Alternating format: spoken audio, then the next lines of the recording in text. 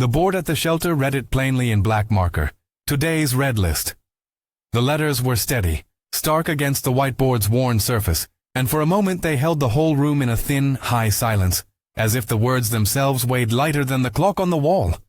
Morning light came through high windows and painted the metal kennels in a line of pale rectangles. Somewhere in that light, a small dog pressed himself into the back of his cage, ears flat against the shape of his skull, eyes the color of old pennies reflecting everything he could not name. Today, he was on the red list. He trembled. The sound of the kennel latch echoed in the corridor. A small metallic click that meant routines were beginning. Staff moved with practiced economy. Clipboards and tablets underarm, voices low and efficient. They read names, scanned collars, tapped entries into the computer. The shelter operated like a clock, each task a gear, feeding the next. Intake, assessment, vaccination, placement, the endless tally of capacity. People came and went as the list demanded. There were always more animals than hands. There were always more days waiting on a board. The dog's body was small enough to fit within the shadow where light from the window failed to reach. He kept his weight pressed toward the back, tail tucked between his legs like a small, obedient lie. His coat bore the sort of dust that comes from sidewalks and gutters, uneven patches where someone had tried and stopped trying to brush. A frayed collar clung to his neck. Its metal tag had been rubbed smooth where the name once showed. One ear tipped at a crooked angle, a pale scar along the ridge the color of old bread crust. When a volunteer's sneakers squeaked outside his pen, he jerked, sideways, quick, desperate, then flattened again as if flattening could make him invisible. There is a language to fear you can read without words. The dog spoke in it. The shallow panting when people moved near, the way he circled his sleeping pad 3 times before settling, then never sleeping for more than a few tense breaths. The habitual glance toward the door, as if waiting for the one person who would not leave him standing in that metal frame. His coat bristled in places with the memory of hands that had not been kind. His paw pads had the callus of walking long stretches on concrete. He did not whine unless the noise level rose or a strong scent of food drifted close. Then a tiny hopeful sound escaped him, brittle and fragile. A volunteer stopped by his kennel. She was young, hair twisted into a knot behind her head, a volunteer vest folded at her chest like a small banner. She crouched and spoke to him in that low, careful voice humans use for animals and children alike. Softened, pared back. "Hey, buddy," she said, not the whole sentence, but enough. Her hand hovered at a polite distance and then, slowly, made a small offering. The tip of 2 fingers, fingers that smelled faintly of coffee and disinfectant. The dog sniffed the air, eyes widening, nostrils trembling. He pulled away, but when she withdrew those same fingers, he kept looking. Suspicion and need had an odd intersection here that made him look as if he were measuring risk against possibility. Around them the shelter hummed with the business of urgency.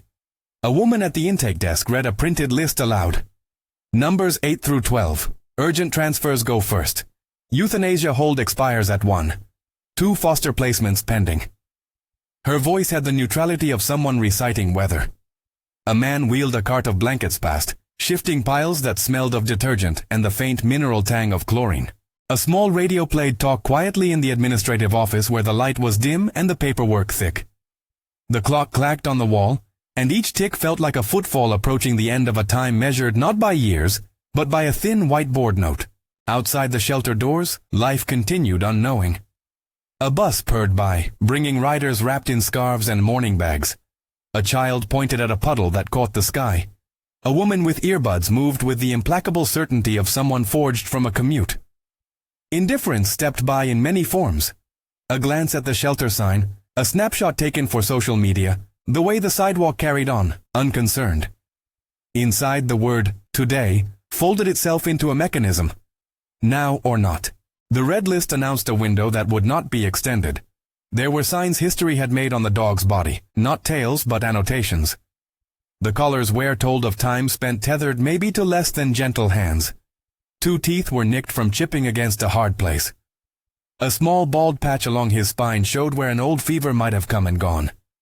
His nails had been ground down by walking. The volunteer who crouched by the kennel fingered the tag with a care that bordered on reverence, tracing the blanked-out letters as if the metal might remember a name. "Found near the river," she whispered, as if reading a line from a file that smelled of rain. Someone said he'd been running with a small pack. Her voice brought the past up like a flash of a photograph, grainy and distant. Surrendered twice, returned once. The last words hung between them like a curtain. No one in the shelter spoke ill of the people who had left him. The staff had an economy of compassion. They conserved language about past owners because the room could not carry sorrow and paperwork both. When someone needed to explain, they stuck to facts, dates, times, policies. Owner unable to keep, the form said. Behavioral reactivity when approached suddenly. The documents were meant to be practical instruments, but they read like the ledger of small abandonments, a logbook of hopes passed on and then taken back. He had been made small by these exchanges. Abandonment does not always arrive like a drama. Sometimes it is a sequence of small refusals, a calendar where pages get turned without looking. The dog had learned what he could. To stay low, to obey invisible rules, to suffer light touches without expectation. His eyes were trained on hands because hands had meant both food and loss. His bones carried the map of worn routes, places he'd been left, places he'd fled. He had learned that the world was a place to conserve warmth for the next uncertain minute. Time, in a shelter, compacts. Today is a throttle. It thickens the air. The staff moved faster now. A technician clipped a pen of forms to a clipboard whose metal bite sounded like small teeth. A sign on the wall spelled out the euthanasia schedule in neat typed rows, an arrangement that looked grotesquely ordinary to anyone who did not live there full time. There was no cruelty in the calmness. There was only an administrative necessity that required the quiet removal and reallocation of lives. They did what they had to do because they could not let the system break under the weight of what it could not save. At the far end of the ward, a poster showed a smiling family with a golden retriever beside a headline. Second chances start here.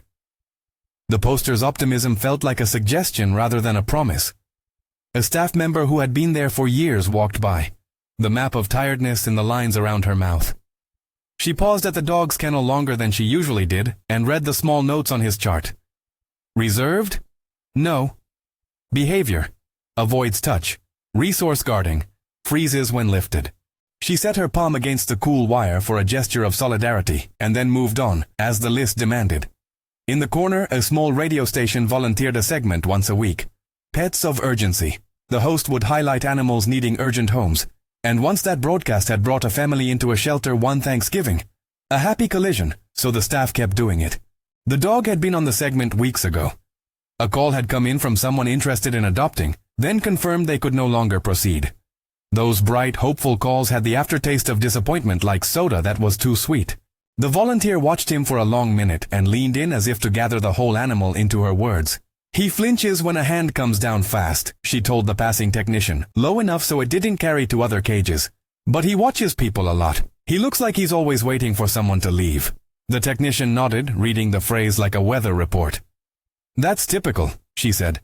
They wait for the people who don't come back. There was a small ritual, human and humane, that accompanied the risk of loss. If a dog was placed on the red list, they would post the notice, file the appropriate paperwork, and begin an outreach to fosters and rescues with the goal of transfer before the hold expired. It was a race against an internal schedule, not a dramatic finish with music and clutches of hands. Staff created spreadsheets, sent emails, made calls. The dog watched all this from the thin world within a kennel, his life reduced to what happened on the other side of the metal. And sometimes someone came. They arrived without announcement. There would be people who came with loud intentions and big promises that fizzled out when the day was done. There would be people who planned and planned, checking boxes until their hearts were numb with preparation. But then there were those who arrived like weather, quiet and inevitable, perhaps a little late, perhaps right on time. Today the shelter door swung open again and a woman stepped in, wearing a coat that had seen many winters, and a bag slung over one shoulder. She moved with a steadiness that seemed to make sound fall into less harsh rhythms. She did not scan the room for attention. She did not sweep with a lens of purpose. She walked as if she had once known exactly which room she needed to inhabit. Staff glanced up as she entered, some with the brief, polite smile of welcome, others with the tired, arched brow of someone still sorting priorities. The woman kept her head down just enough to avoid being swept away by eye contact. She carried no banners, no placards. The foster coordinator noticed her first because it was the coordinator's job to notice people who look like they might be able to help. Folks who arrive with calm in their pockets. She approached the woman in the doorway with a practical greeting. "Morning," the coordinator said. Her voice was warm and quick, the kind that measures the next question while finishing the sentence. "Can I help you find something?" The woman looked up. Her eyes were the color of winter soil, soft, patient, bearing a small, steady grief as if she had learned to carry a lost thing and make it fit inside her chest. She smiled, not wide but enough to shift something in the air. "I saw the red list," she said. "I came as soon as I could." The coordinator blinked, toggled through a dozen administrative thoughts in the space of a breath. Forms, foster training status, whether there was space in the home, the available today timeline, and then stepped into the motion. "Do you have experience fostering?" she asked. The woman nodded. "Yes. I fostered before." Her words were brief and matter-of-fact, the rehearsed language of someone who had been through the logistics and the small griefs of the process. There was an exchange of practicalities. A quick check of ID, a confirmation of emergency contact numbers, an email address that would also serve as a line of accountability. Paperwork was printed and slid across a counter like an offering of clear, necessary things. The coordinator's pen moved with the slow, efficient strokes of someone who has signed dozens of similar pages. There was no ceremony, only completeness. Another technician brought over a form listing the protocols, leash rules, feeding instructions, quarantine recommendations, and explained them in 3 sentences, not 5. The woman scanned the words and initialed the boxes with simple, sure marks. The shelter was practiced at turning strangers into temporary guardians. They listened for stability in people's voices and asked the questions that kept animals safe. Household composition, other pets, available time, training approaches. She answered succinctly. Lives alone, works part-time from home, no small children, 2-acre yard, experience with shy dogs. The coordinator's pen ticked boxes as if to say, plausible, acceptable. She also carried in her hand a small tote bag stained at the corner with something that could have been flour or paint.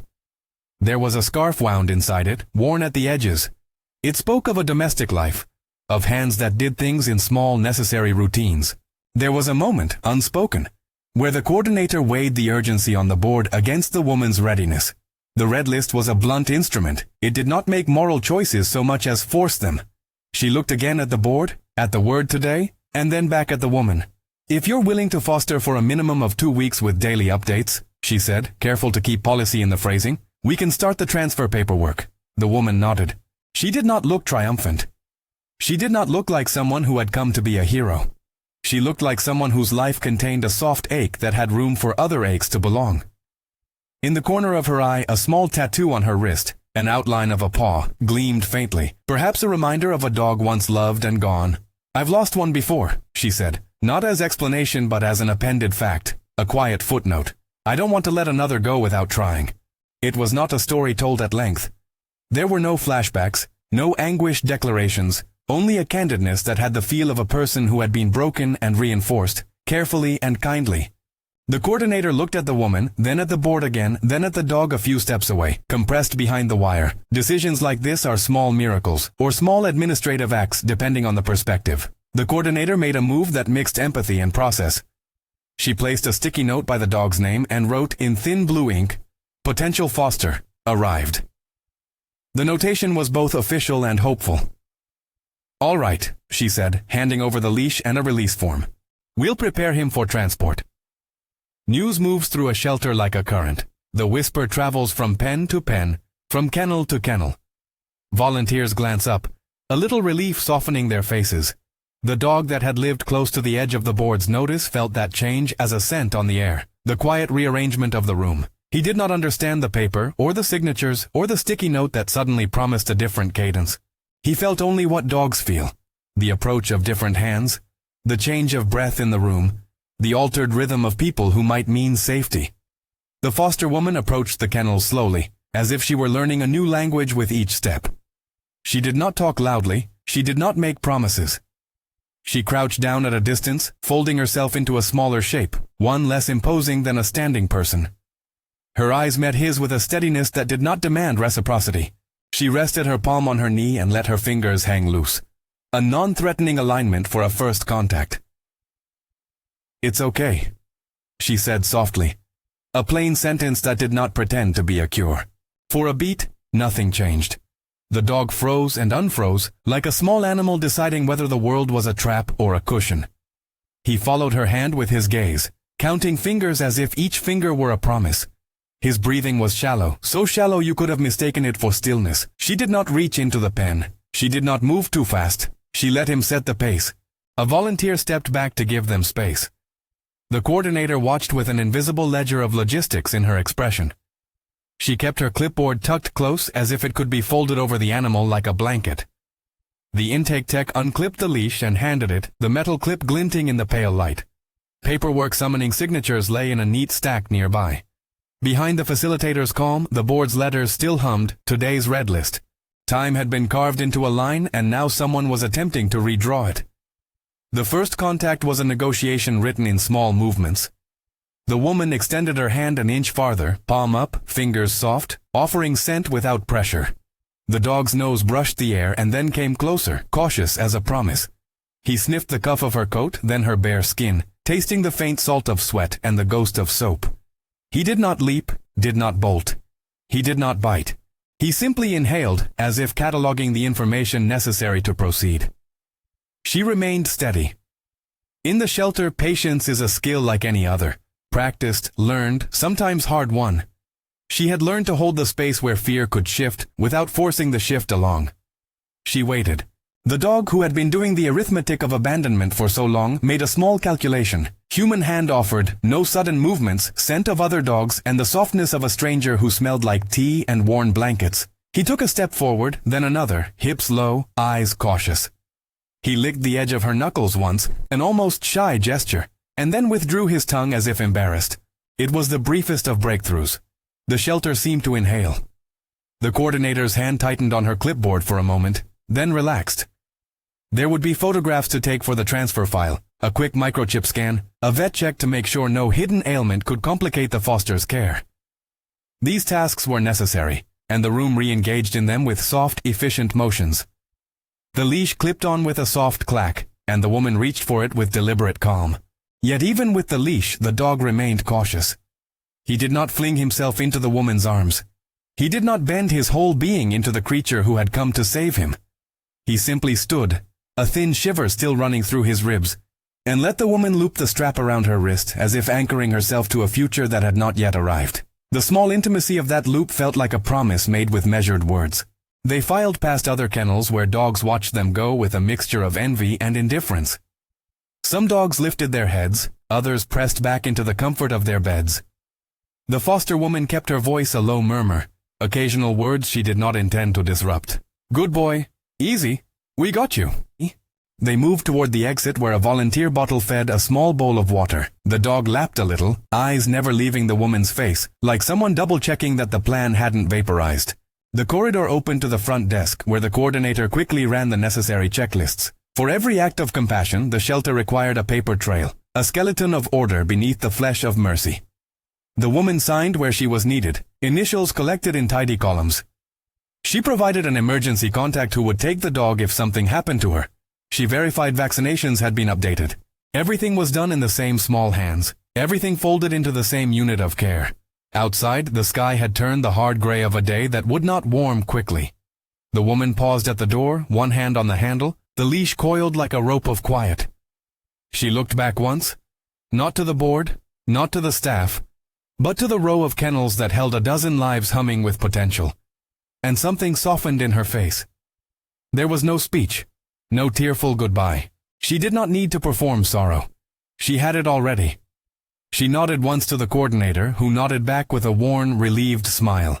Then she stepped into the street with the dog beside her, the leash taut but gentle. They crossed into the small sanctuary of her aging sedan. Inside, the front seat bore the marks of previous passengers. Dog hairs caught in the fabric, a faint outline of where a blanket had been folded, a sliver of sunlight that fell across the dashboard. The woman placed a towel on the seat and then helped the dog up with a careful hand, lifting his hindquarters because his rear legs trembled when he jumped. He settled on the towel, still wary but no longer rigid with the terror that had lived at the back of his ribcage. She reached into her bag and offered water in a disposable bowl. He drank in tiny, measured gulps, each swallow a small relearning of comfort. During the drive, the dog kept his head low, eyes flicking to the window briefly then away, as though the world outside might conceal threats. The woman's hands kept a light contact on the leash, not to hold him down but to remind him of an appointed companion. She hummed under her breath sometimes, a sound meant to fill the air with something steady. The car smelled of warm cloth and the faint clove whiff of the scarf she had tucked into the passenger footwell. At one point she rubbed his flank with a gentle motion and he flinched at the touch, then resumed his drinking, then leaned his shoulder just an inch into her palm as if testing the territory of trust. They were not yet home. There were steps still to navigate, the first door, the first room, the first night. The woman had made a small plan. Enough chew toys, a low ceramic bowl, a worn blanket folded on the couch. She had clipped a paper calendar on the refrigerator where she would mark distances traveled, appointments, feedings, when the dog had first allowed a belly touch, the day he finally slept without a start. She did not speak loudly of hope. Hope is a fragile thing in a world where yesterday's plans often snag on the present. Instead, she prepared practical comforts as if stapling the future into the now. In the passenger seat, the dog shifted and rested his chin on his paws, eyes rimmed with a cautious softness.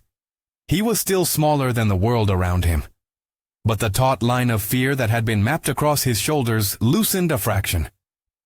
The motion of the car, the low thrum of the engine, the sound the woman made when she hummed. All these small domestic noises began to settle over him like a tentative quilt. When the woman pulled into a narrow driveway and stepped out into the thin light, the house they approached was quiet and welcoming in a lived-in way. A knitted blanket hung over the back of a porch chair. A pair of dog bowls sat on a tray near the door. There were no ostentatious signs of rescue, no yard filled with kennels, no banners, only the humble readiness of a place that had once known a dog and had room for another. She opened the door and the dog lingered at the threshold, nose twitching at the new smells of carpet and wood and something floral in the air. He stepped in slowly, ears pressed low, then walked a small pattern around the living room, scanning and scanning as if reading a map in which every rug corner might conceal a hazard. She set down the towel, placed a bowl of water near an armchair, and then took a moment to arrange a blanket in a corner where sunlight pooled. She did not fuss over him, she simply arranged the room to speak of a place where he could be small without the world demanding more. Then she sat on the floor at a measured distance and waited. Silence, in the aftermath of urgent motion, can be a deep enough gift. He approached in a careful arc, stopping to sniff at the hem of her jeans and the edge of the blanket. He pawed gently at the wool as if seeking proof that it would not pull away. The woman offered nothing more than presence, an available, unpressured attention. The dog eased his head onto the blanket and curled as if to make himself a low, new island. She watched him with eyes that had known earlier losses. There was a tenderness there that did not attempt to fill the space with words. Outside, night had begun to paint the windows darker. The house held the kind of hush that knows the small transactions of living. The clink of the bowl being moved, the rustle of a page turned, the tick of a clock at a pace slower than the shelters.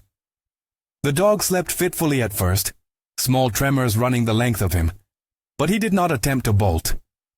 As he breathed, the woman sat in a chair and watched the contours of his shoulders rise and fall. She stroked her thumb slowly across the seam of the blanket and allowed a small, almost imperceptible exhale of relief. There's an old phrase in these rooms, simple and blunt. One person can change a life. It is true and yet incomplete. Changing a life is rarely an instant. It is a sequence of small renunciations and repeated ordinary kindnesses. For the dog, whose life had been mostly about edges and boundaries, this night would be filled with tiny tests. A hand crossing his back, a sound that made him bolt, a stranger at the door. For the woman who had once been hollowed by grief, his presence would open a new daily circumference to her routines. Walks timed by the hour, a bowl to fill, a blanket to fold. Both of them fit into each other's lives with practiced care. And still, even in the warmth of her apartment, some of the sharpness of the shelter threaded into their first hours together. The dog woke at odd times and paced. He would stand in the doorway like a sentry, listening to the building's noises as if cataloging them for future danger. He would flinch slightly when the woman moved too fast. Each startle was not a failure but a memory inscribed on muscle and nerve. The woman accommodated this by going slow, by leaving doors open so he could explore at will, by keeping food within easy reach. She spoke to him sometimes in low murmurs that fit the small domestic geometry of the night. using no lofty promises, only orientation. "You're safe here," she would say, the words more a map to the present than a prophecy. The rescue had happened, yes, but the story was not yet finished. Rescues are a beginning braided with grief. The dog's past had shaped him, and the woman's past had prepared her to notice him. The thing that had brought them together, the thin bureaucratic notice on the shelter board, was a blunt instrument that had opened a doorway. What would live beyond that doorway was an accumulation, 1,000 small meals, the steadiness of a leash on mornings when the sky felt too wide, an understanding that allowing a dog to be afraid does not mean surrendering to fear but respecting its shape. For now, their night stretched in quiet increments. The woman folded herself into a small fraction of the couch and watched the dog sleep. He turned once, then twice, and found a place where his legs could be tucked under his belly without the edge of vigilance cutting through.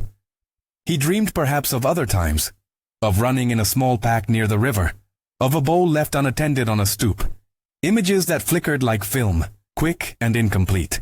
The woman's breath matched the slow, regular cadence that rises when a heart unthreads from tightness into something gentler. She closed her eyes for a moment and let the hush of the home hold them both. Morning would come with its own challenges. Vet visits, a check-in from the coordinator, the need to begin a regimen that would teach the dog how the world might be different. There would be phone calls to other potential adopters considered before them on the red list, emails to the people who watched shelters online and sent good wishes. The woman's life and the dog's life had intersected at a thin point in time, where paperwork, readiness, and a willingness to step forward combined. It was not glory and it was not drama. It was necessity matched with compassion. But even as she moved through the small tasks of the following morning, filling a food bowl, washing a towel, reading the dog's microchip numbers, an errant thought kept arriving at the edges of her attention. The number of the animals left behind on the board, the faces she had seen pressed against cage wire earlier in the shelter's cold hallways. The red list still sat in her memory like an open ledger. She had saved one today. The rest still sat inside a system that required more hands than she had, more mornings than any one person could afford. She did not dwell on the impossible. She did what she could. Her neighbor dropped off an extra blanket. A friend asked for updates that became a small thread of community. She posted a muted photo on a local rescue group with the caption, "Factual and quiet. Fostered today. He's doing okay, looking for patience and small wins." The words invited others to do what she had done, not as a demand but as an offering, a model for how a life might be shifted. Back at the shelter, the whiteboard bearing the day's list had a new small notation near the dog's name, DOT, departed on transfer. The letters looked modest among the others, no heraldry, no trumpets, simply information. Workers cleaned pens, prepared for the next wave. Some volunteers lingered by kennels where other dogs watched the door as if waiting for their own quiet salvation. And yet there is a quality to beginnings that refuses to be tidy. Rescue births more questions than answers, and often more responsibility. The woman understood that when she clipped the leash back into a bag, or when she smoothed another towel in the hallway, saving a life is not a single triumphant act so much as the opening of a contract, of sorts, a covenant of ordinary mercy that requires time and patience. She had something to give, and the dog had something he might offer in return, a presence that would press against her hours and pull them into a new shape. For a long time that morning, the dog stayed close to the woman. He let the leash lie slack on the floor and watched her with a wary gratitude, an expression made of small admissions. He had not become brave. He had not become whole. He had, at the very least, become with someone. The foster woman hummed when she moved from the kitchen to the living room, and the dog, listening to the same sound he had heard in the car, lifted his head and watched with eyes that had begun to unlearn the math of abandonment, if only a little. Outside, the city carried on, unaware of a life altered in a small house where a towel sat on a sofa and a dog wrestled with the first legitimacy of rest. Inside, the woman's hands folded ordinary things, an extra leash into the bag, a printed copy of the intake paperwork tucked into a drawer for reference, a sticky note on the fridge that read, in her handwriting, "Vet apt, weds, 10 a.m. Each of those small marks of planning felt like stitches closing the gap that the animal's life had had until then. They had crossed the threshold, from cold metal and a board's blunt verdict, to a living room where a blanket might one day become a place of safety. But the story was thin at that seam. The dog's fear did not evaporate under warm lighting. Nights could still produce sudden starts. People could still misunderstand him and reach for his back with that quick, dosing motion that made him compress. Trust would remain tentative, measured out in bites of calm and ritual. The woman had room to hold all that complexity. She had no illusions. At the edge of the day, as the light thinned and shadow pooled along the baseboards, the dog startled at an unexpected knock. He rose with lightning reflexes and then froze, one paw mid-air, eyes fixed on the front door. He had not yet learned the contours of welcome. The woman's hand reached out and rested flat across his shoulders in that slow motion that meant, in practice, "I have you." The dog exhaled a breath that sounded small and grateful, the kind that comes when a living thing realizes someone else will remain. Outside the window, a passerby glanced up at the house, then away, their life unadjusted by the small internal drama of a rescued dog learning to be safe. Inside, two lives circled each other like careful dancers, moving through steps that would, with repetition, grow into something like a pattern. The woman did not know the end of the story any more than the dog did. She had shown up with a bag and a signature and an old ache. He had shown up with a wrist of scars and a collar that remembered names. Together they would make small daily contracts. Walks at dawn, slow introductions, meals timed and measured. And yet, somewhere in the shelter, on a whiteboard not far from where the coordinator tidied the counters, another pencil scrawled a name onto that same list. A fresh entry slid into the day's geometry. Today had been a day of narrow escapes and small mercies, but the red list did not empty. It only shifted. The woman rose from the couch and, standing at the window, watched the thin street for a moment. The dog settled back down and turned his face toward the slight warmth of the radiator. He closed his eyes and, as if testing the world, lay there a little longer before any startle could make him bolt. The house hummed with the ordinary noises of newness. A bowl being refilled, keys left in a dish, a soft lament like a radio in the next room. The woman walked to the kitchen and opened the cupboard where she kept the dog's food. She dated the bag with a little marker. She made a small list on a notepad. Vet follow-up, slowly increase leash walks, socialization exercises with a trusted trainer if necessary. She added a line at the bottom, "Call the volunteer group. Ask about other fosters." Her pen paused there, as if the question was both an obligation and an invitation. There are many ways to measure a saving. The shelter measured it in departures filed. The woman measured it in soft shifts at the edge of sleep. The dog measured it in the weight of a hand that did not pull away. None of those metrics could claim the whole truth. Saving a life is the beginning of a ledger that opens into an uncertain column. The foster woman's arrival had rewritten the dog's immediate fate. She had stepped into the thin place where policy met possibility and decided to stay. But the story was not yet done. On the kitchen table, beneath a lamp whose light had the domestic gold of 100 quiet nights, a photograph rested face down between the salt shaker and a stack of mail. The woman reached for it and turned it slowly. It was a picture of another dog, older hair, a face lined with the easy devotion that comes from long days in a single house. The edges of its frame were worn, the kind of wear only made by fingers that return often to the same face in memory. Her eyes lingered there a breath too long. She did not speak the name aloud. She did not need to. The photograph was a map of why she had come, to make room for another life because she had once been hollowed and found a way to live again by making space for someone else to lean on. The dog, asleep on the rug, shifted his weight and in doing so made a small space where a person could rest a hand. The woman's phone buzzed then, a message from the coordinator checking on the transfer, a quick, "How's he?" And she typed back 2 words, "Settling in." She meant to add more, details of the pacing, the small trials, the way his ears tip when a hand comes near. But on a day when one life has been given a reprieve, there is a temptation to let the silence be its own testament. They had met at a thin hinge between systems and impulses, policy and heart. The woman had arrived unannounced and decisive, paperwork in hand and an ache at the back of her throat she had learned to make useful. The dog had arrived with a history written on his skin and the small habits of a creature who has been taught to survive by shrinking. Their first hours together were a negotiation of boundaries, sprinkled with small acts of kindness that might, over time, add up to trust. The night deepened. The woman rose once more to check the door, to make sure it latched properly. A mundane gesture that held disproportionate importance. She moved quietly through the house so as not to startle the dog, whose sleep was still edged with sensitivity. She paused in the hallway and looked back at the living room where he lay in the pool of lamplight, stretched along a makeshift bed. He did not look brave.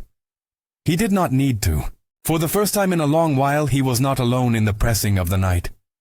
The woman turned off the lamp and went to bed. Outside, the city wore its own indifferent glow. The shelter's whiteboard would be rewritten again in the morning. Other names would be added, other animals would be placed. The woman would wake and carry on the small disciplines of fostering. The dog would face trials and small triumphs. Neither of them knew the shape of the road ahead, only its immediate geography.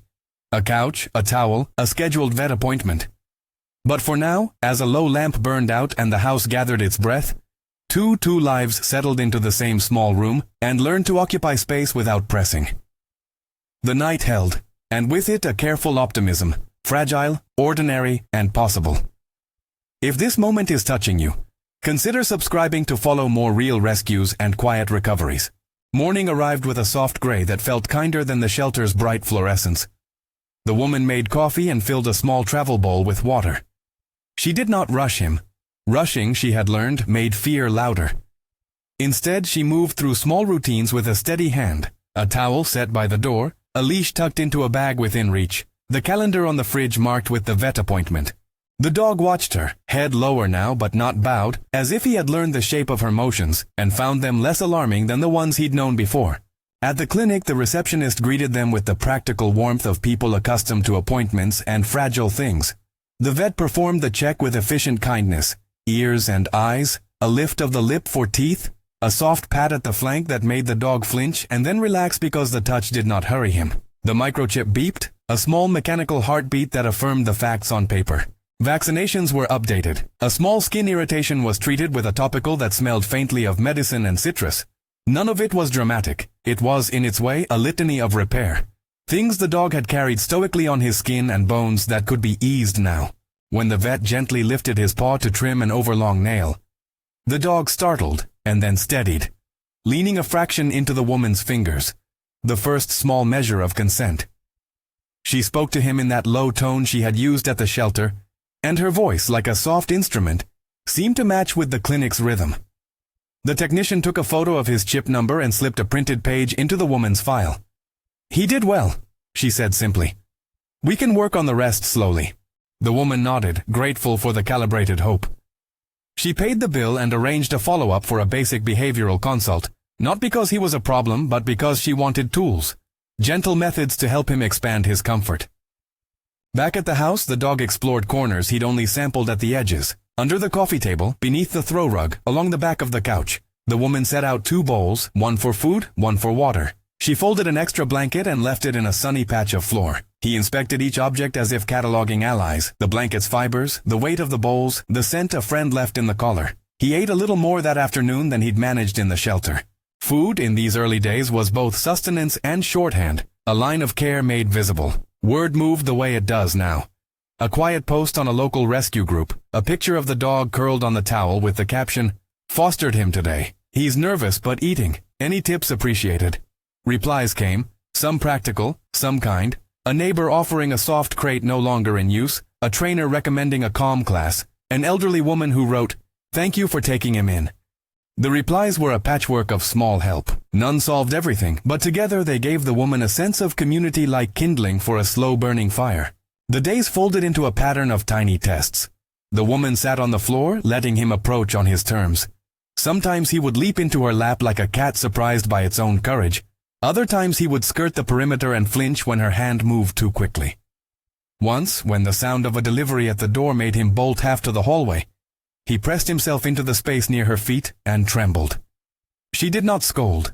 She pulled a small towel across both their knees and kept her voice even. She offered a chew toy when he calmed. He accepted it with a sideways glance, as if the toy were a contract to be honored later. When he allowed her to scratch the ridge behind his ear for a few seconds without pulling away, she let out the kind of soft laugh people make when something unexpectedly tender arrives. "Good boy," she said, and the words hovered in the room like a small lamp. It was not that he became unafraid.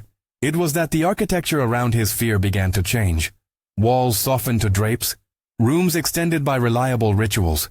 She named him Riley. It was a simple name, easy to call across a yard, easy to clasp in moments when she needed to coax him toward the leash. The name came without ceremony. A choice made in a quiet kitchen where a photo of another dog still lay face up on the table, her thumb tracing the worn edge absent-mindedly. Riley, near the river where he had been found, near the unspoken currents of both of their pasts. The name fit like a glove that had yet to be worn in. On a midweek afternoon, the coordinator from the shelter called. She sounded brisk, the voice of someone threading urgency through schedules. "How is he doing?" she asked. The woman's answer was measured, the way someone who knew the slow arithmetic of healing must be. "Settling," she said.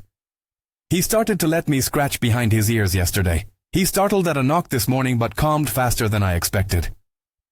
The coordinator made a small knot of it in her mental ledger. "That's good to hear. We posted his transfer departure as DOT. Thanks again for stepping up." Their conversation pivoted from the dog's progress to the broader list. The coordinator asked in passing whether the woman would consider fostering again if she could. The question landed like the shelter's persistent truth. The red list did not empty itself. That evening, a neighbor stopped by with a crate rescued from attic storage and a small tin of dry treats. She'd seen the post and wanted to help. "My Margot used to love these," she said, handing the tin with the sort of generosity that carries its own small history. The dog watched from his blanket, ears up, then down. The neighbor crouched and offered a palm at a distance. Riley sniffed, then tilted his head. He did not leap into new hands, but he did not shrink away either. The neighbor's presence was unremarkable and precisely what the woman wanted, ordinary help given without dramatics. As the week progressed, Riley learned rituals that were not heroic but profoundly stabilizing. He began to follow the woman to the door when she said, "Walk," tail a tentative metronome. He learned where the water bowl lived, the sound of the coffee grinder, the way the front door clicked when it was locked at night. Each repetition was a small contract. "You will be fed at this time. You will not be left with strangers in cages. Trust is a ledger opened in increments." There were setbacks. A thunderstorm midweek sent him into a crouch beneath the bed for hours.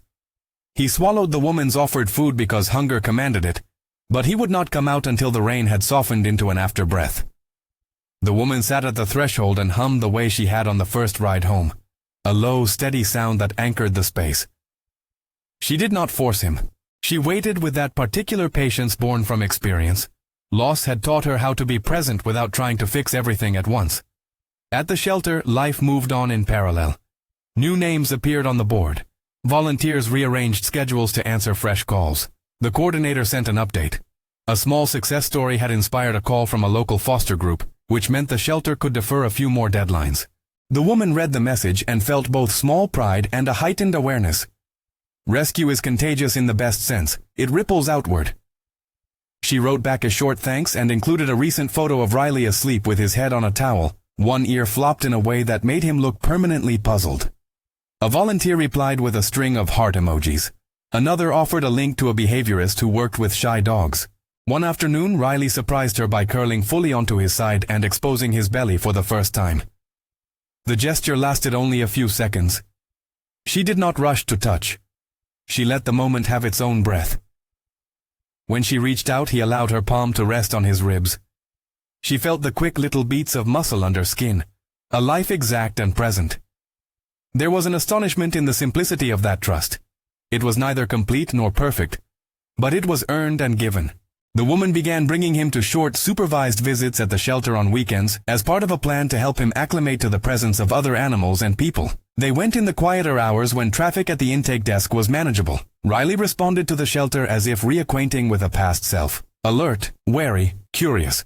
Volunteers greeted him with the professional affection of people used to delighting in small gains. A child, quietly accompanied by an adult, approached and offered a piece of training treat. Riley took it gently, eyes lowered, and the child's grin was the kind of simple reciprocation that feeds both species. These visits served another purpose. They knit the woman more closely into the shelter's network. She started answering an hour here and there when she could, dropping off supplies, helping with paperwork in the slower afternoons. Small ways of repaying the place that had put a sticky note beside his name and changed the trajectory of both their days. She joined a group chat where fosters swapped tips, a recommended calm caller, a trainer who used scent-based games, a volunteer offering to check on Riley if she had to travel. The group was pragmatic and tender in equal measure. Months would eventually tell a fuller story. Steps forward and setbacks both. But in these early weeks, the arc was visible enough to be hopeful without being naive. Riley's fear did not vanish. It softened around the edges. He learned the sound of the woman's keys and the rhythm of her breathing. He learned that doors could close and reopen without abandoning him. He learned that a hand could be patient instead of hurried. The woman learned to map his triggers, to celebrate the small non-events that signaled growth. A night slept without trembling, a walk without dart,